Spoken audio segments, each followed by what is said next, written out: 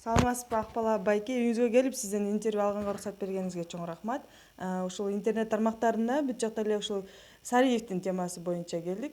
Кечеде сизде ушул Сариевдин астына барып интервью кылыпсыз. Ошол боюнча кайсыл максатта бардыңыз? Жоолукту хиджабчан мектептерге уруксат бергенби? Ошол боюнча бардыңызбы же сиз дагы ошолор сыяктуу эле каршы болуп бардыңызбы ошол жоолук менен кирген мектепке барган окуучуларга? Bir toğandarsın salamdaş olayın.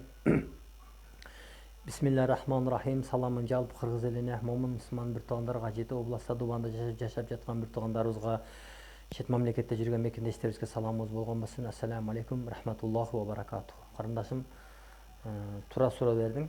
Мен ал кече тартып келгенден кийин сразу интернеттерден көрдүм, кайра башкача кылып чыгарган.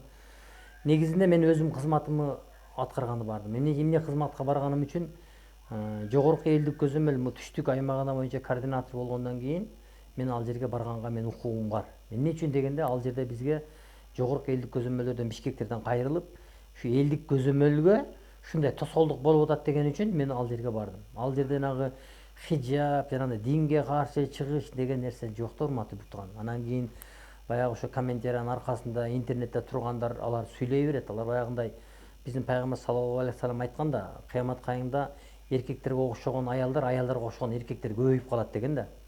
Мен ачык эле айтып коеюн. Мен ислам дининде, Кудайыма шүгүр, Аллахка шүгүр, эгер ошол хиджабка тыюу салам дегендерге, биздин сүйүктүү пайгамбарыбыз Мухаммад саллаллаху алейхи вассаламга каршы чыккандарга, Алла Тааланын Куран китептерине чыккандарга, ошол комментарийда жазган адамдар чыга албаган нерсеге мен чыгып туруп, мен ошол адамдарды ошол кылган нерсе үчүн мен ошол адамдарга өз колум муштум менен болсо, муштум менен, колумда болсо оружие менен мен ошоларды өлтүрүп да керек болсо сайып кирип кеткенге да таярмын бир тууган. Анан кийин баягында адамдарды бурмалап, анан кийин хиджабка каршы чыкканы барды деген бул 100% калп. Аллахты мен ортого салып айтып атам. Мен дагы бир жолу айтып атам. Мен динге өтө жакындашып баратканыма да мен ишенем. Аллахыма шүгүр, намазым 5 мал, Кудайга шүгүр.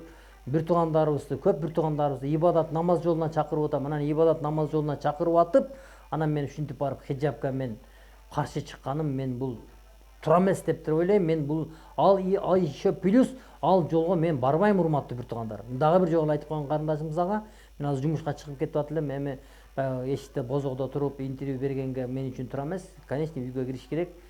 Мен негизинде дагы кыргыз элиме айтып коеюн. Жанагы YouTube'дун аркасында отуруп алып, эркек сымал болуп, катын кишинин сөзүн жазган бир туугандарыма айтып коеюн. Көзүңөрдү ачкыла. Силер мен кылган нерсени кыла албайсыңар.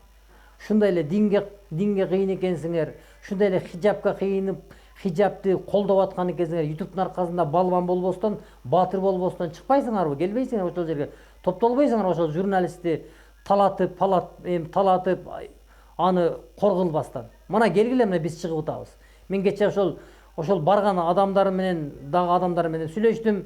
Мен ошолор кылбаган, ошол барып Сариевке барып туруп көрдүм интервьюларын, барып муж ташып атат, кыйкырып атат, провокация кылган мен өзүм көрүп турбаймынбы? Исламчылыкта андай провокация болбой турматтуу бир туугандарым. Исламчылыкта өтө жеңилчилик бар.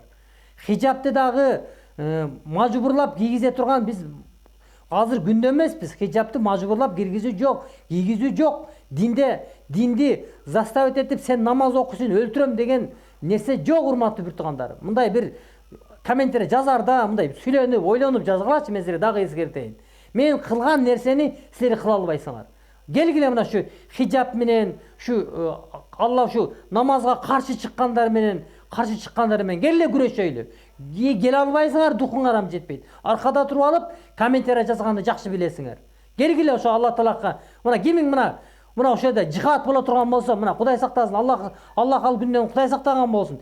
Бизге эгер мындай ислам мамлекети орногон болсо, ушундай хиджаб кийинип, кандай биздин кыздарыбыз хиджаб кийинип сонун жүргөн болсо, алхамдулилля, биз ал нерсеге мен ошол хиджаб кийгендерге, бизге ислам мамлекети орноп, мусулмандар орноп, хиджаб кийгендер көбөйсө, биринчи алдыда мен болуп чыгам.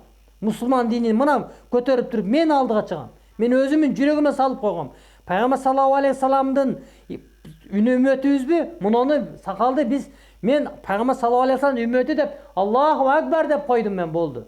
Анан бул жерден койгондон уже түшүнүшүңөр керек. Анан кийин динге каршы чыгып атат, мындай кылып атат, андай кылып атат деген нерсени токтоткула. Менин келип алып бетиме айткыла. Ушундай эле динге чыгып, хиджабка шундай эле силер за болуп аткан болсоңор, келгиле мага кошулгула. Мен кылган нерсени кылгачы силерди көрөйүн. Кыла албайсыңар дагы да, кыла албайсыңар. Ошон үчүн урматтуу кыргыз элим, баардыгыңыздар тура түшүнгүлө. Мен хиджабка толук кыздардын ушу кийип жүрүшүнө мен 100% эмес 250% мен колдоп кетем мен. Бизде Кыргызстанда мен ар дайым айтам, видеолорумда бар. Биздин кыргыздын кыздары ачык жүрүнбөй, ачык тачык жүрүнбөй, жабык жүрүнгүлө урматтуу бир туугандарым деп. Ошон үчүн аман болгула, эсен болгула. Ассаламу алейкум, рахматуллахи ва баракатуху.